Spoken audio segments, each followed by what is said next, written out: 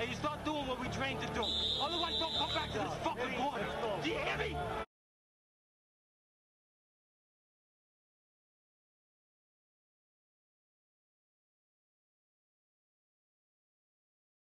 Okay, Andre Berto returns to the ring on the 6th of September at the US Bank Arena, Cincinnati, Ohio.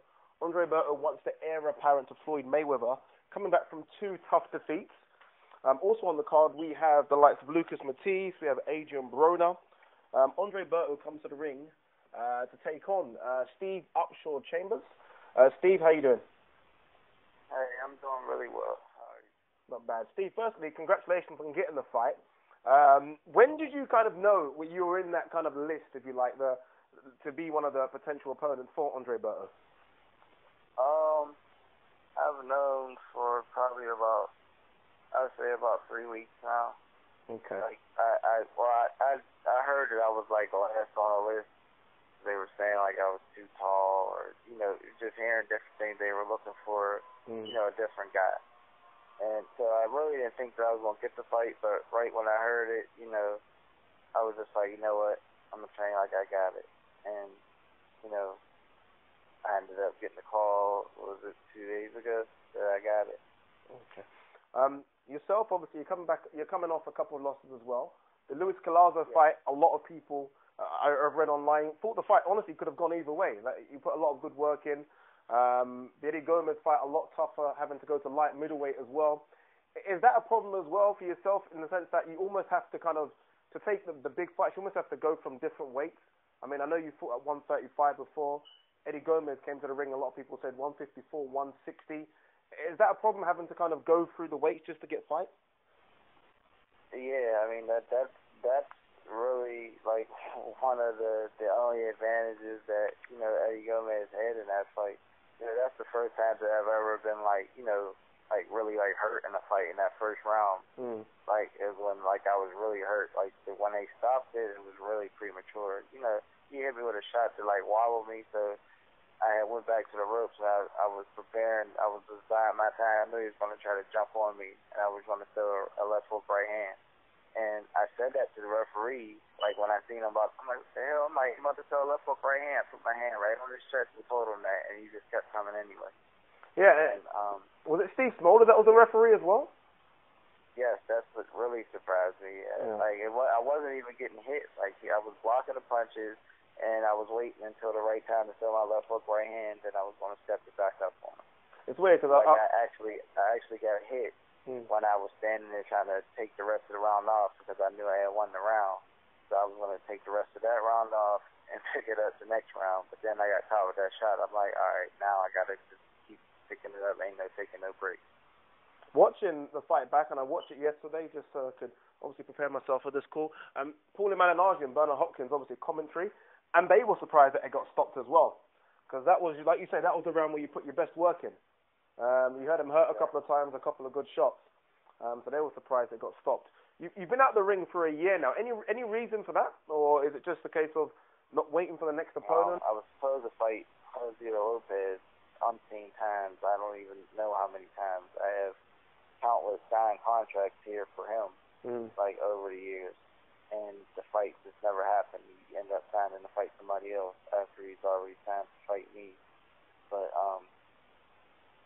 it's just the way that things have went. It's weird because I'm very gracious for this opportunity. Yeah, it's weird because I spoke to Rod Salka maybe about 2 weeks before the Danny Garcia fight, and he kind of echoed the same problems that a lot of the fans don't really know how hard it is for, if you like, the lower tier guys, and I don't mean to be disrespectful when I say that, to get fights. Like, literally, you almost have to kind of go between any weight, between 130 up to kind of 142, which obviously Rod Salka fought at, to get any fight, and you just have to take the fights, because a lot of people are getting fights that basically they don't deserve. So you guys like yourselves, I mean, you've obviously only lost, I mean, up until the Collazo fight, I looked at your record, you haven't lost since 2004. But you still are unable to get the big fight. Exactly. I really, that was something that happened.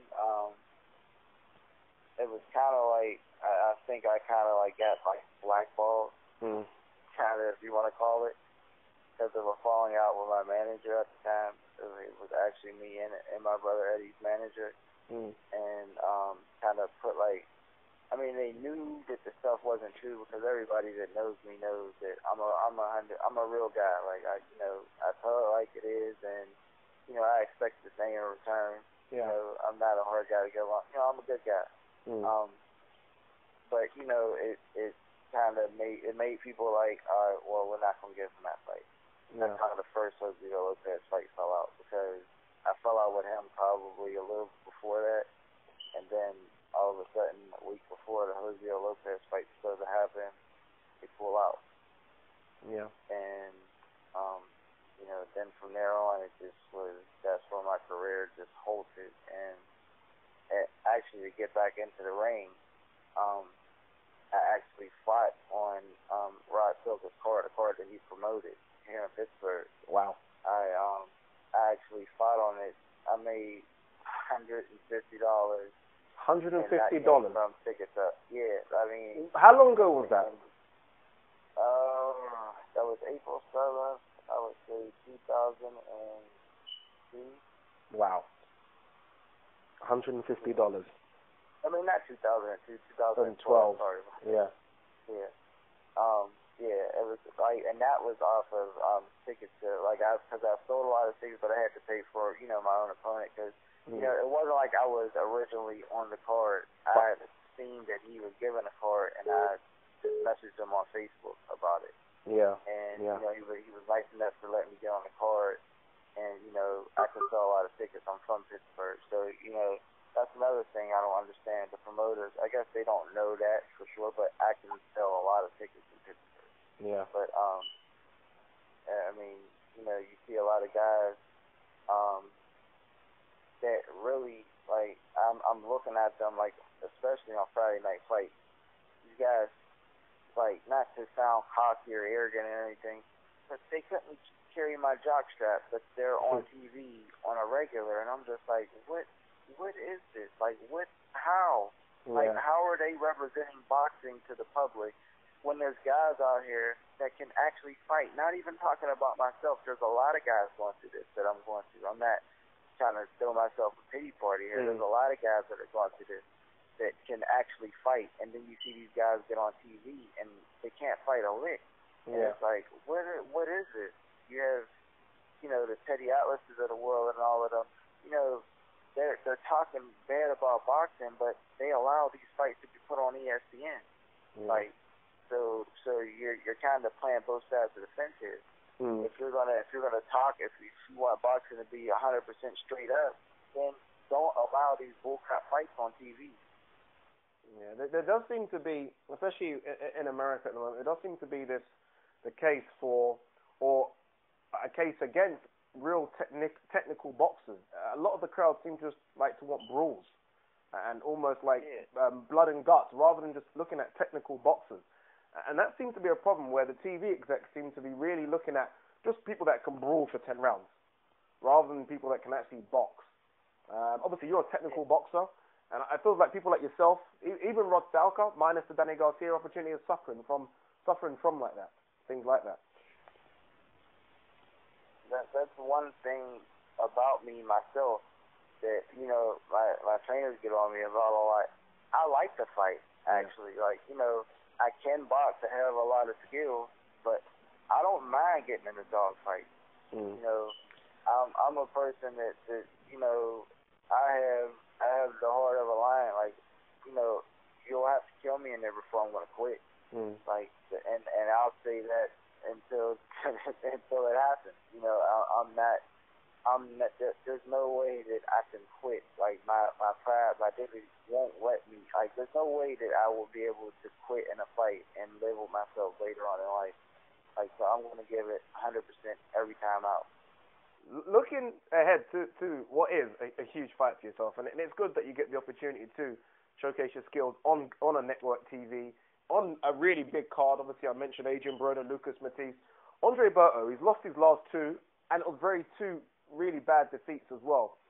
A couple of years ago, this fight probably would never have happened.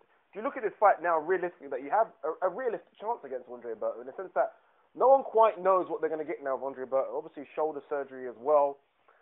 He's mentioned as well that this isn't a tune-up fight. Obviously, he's respecting your skills. Do you look at this fight as more than just a case of a good payday, but a very, very good opportunity to beat a very well-known 147-pounder?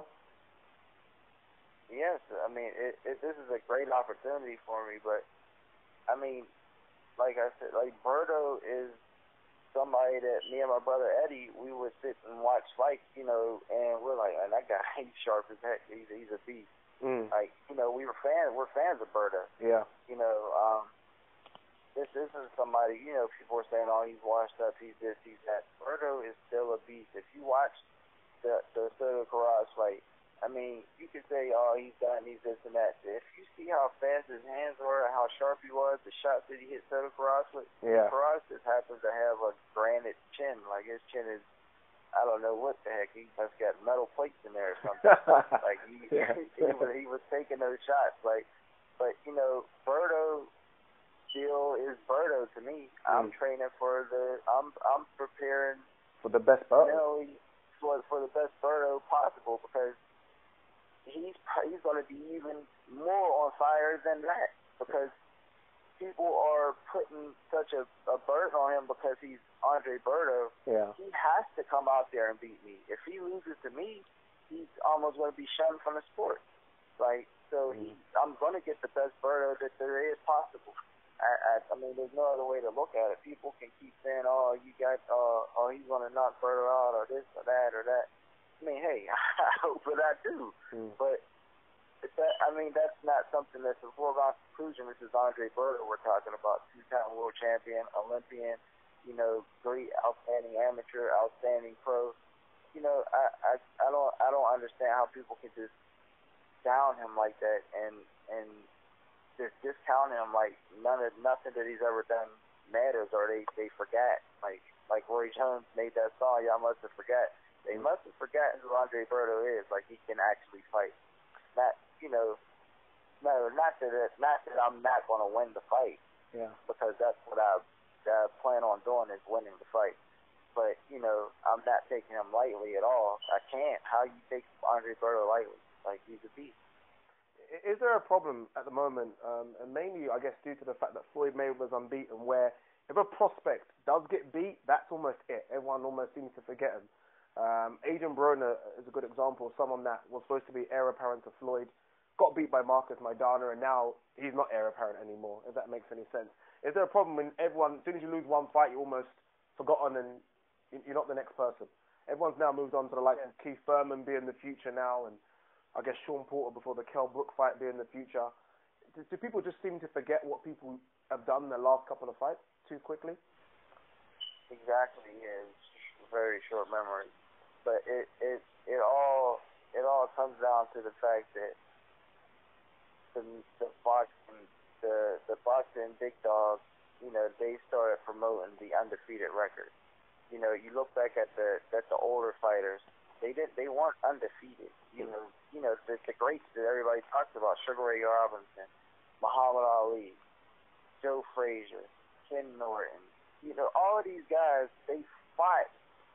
You know, they fought each other. You know, they fought each other. They lost sometimes. They won sometimes. Yeah. You know, you're not going to beat everybody. If I can guarantee you that all of these undefeated guys, if they fight everybody, there's going to be some losses in there. There's not. It doesn't make sense. Like, if people stop and think, how are there this many undefeated guys? Like, so there's this many guys that nobody can beat. What about if you put those two undefeated guys together? Somebody has to lose. Very good point. Very good point. You know, so people kind of get lulled to sleep. Oh, he's undefeated. Oh, he's the best. Like, that doesn't mean that. That just means that he hasn't fought the right. I mean, you know, the right guy. He hasn't fought the right guy. He's been kept away from, you know, the guys that can probably give him, you know, that first loss. A lot of pressure on Andre Berto, as we say, going into this fight. We all know the big team he's got behind him. Also, is there pressure on yourself, not only to look good in the sense that you don't want to, say, in worst case scenario, you lose the fight, you don't want to then go back to fighting for so-called pennies. Is it important to look good so that even if you do lose, which I'm not saying you will, but even if you do lose, you still stay kind of in that mix? not having to completely fall back off? I mean, looking at it from a business sense, you can look at it like that. But me, ultimately, I come to win. I want to win. Like, I'm a winner. I'm not in this thing just, to make money. Yeah. Or, it's something that I chose to do as a kid at the age of 11 when I was about to turn 12. It's something that I never seen myself as a professional. But, I ended up, going along. I was 17. They decided that they wanted me to turn pro at 18. Never seen myself at this point, but I'm here. And all of my career, I want to win. Every time I'm in there, I want to win. I don't care if I'm playing a game of cards. I want to win. There's no me thinking about even if I don't win, I want to win. There's no ifs, ands, or buts about it. Like, I mean, I don't even want to entertain the thought of thinking about, if you lose or if this or if that. Like, I'm winning. Like, I'm in shape mentally, physically, spiritually, and I'm ready. I wish the fight was this Saturday. With all the politics in American boxing, and we all know there's a load of politics. Have you never thought of doing what Eddie Chambers has done in terms of kind of relocating to Europe and almost trying to build from there and get, because obviously in terms of your division as well, light welterweight, there's big fights over in Europe as well. Has that never crossed your mind to maybe leave America behind for a little while and see what Europe has? Yes. Actually, I mean, I actually wouldn't be. I love it over in Europe. I love it there. I wouldn't be opposed to that. I'm in a good situation now with Buzzy Garnick and the camp and everything. Yeah. Like, I have, everything that I need right here. But,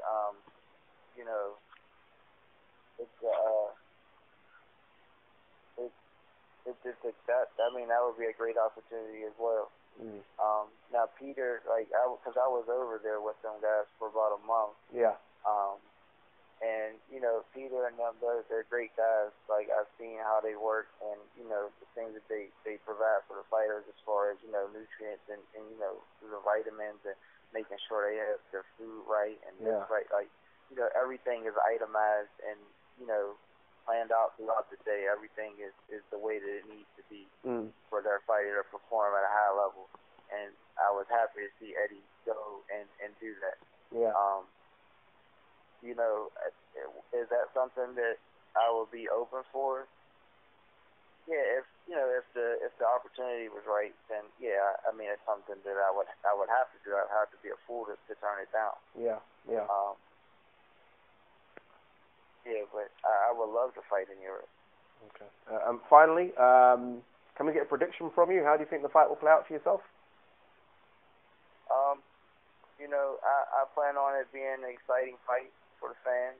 Yep. I plan on, not getting hit that much. I mean, and, pressing the pace to a point where, it's going to be too much. Right. I plan on pressing the pace that it'll be too much for him. I mean, everybody has a plan until you get hit. Yep, that's right. Yep. Everybody has a plan until you get hit. So, you never really know what's going to happen in there. I've never been in the ring with Andre Berto. He's never been in the ring with me. So, it's a unique situation. Every fight's unique. It's going to be, the fans will see a great fight. I can guarantee that it's going to be a great fight. Yeah. I think we're going to steal the show. Which is saying something on what is a very, very good card. So that's a good statement, and hopefully it rings true. Steve, look, we wish you good luck in the fight, and honestly, congratulations on getting this opportunity. There's a lot of fighters that we've spoken to. We've spoken to Rod South, we've spoken to Algieri, and these opportunities are hard to come by. Algieri took it with both hands against Provodnikov, and we see where he's going now with a big Manny Pacquiao fight, so we hopefully you take this with two hands as well, and then who knows what could happen in the future. But Steve, thanks for talking to Boxtalk. All right, thank you for having me. Not at all. Cheers, mate. Thank you very much.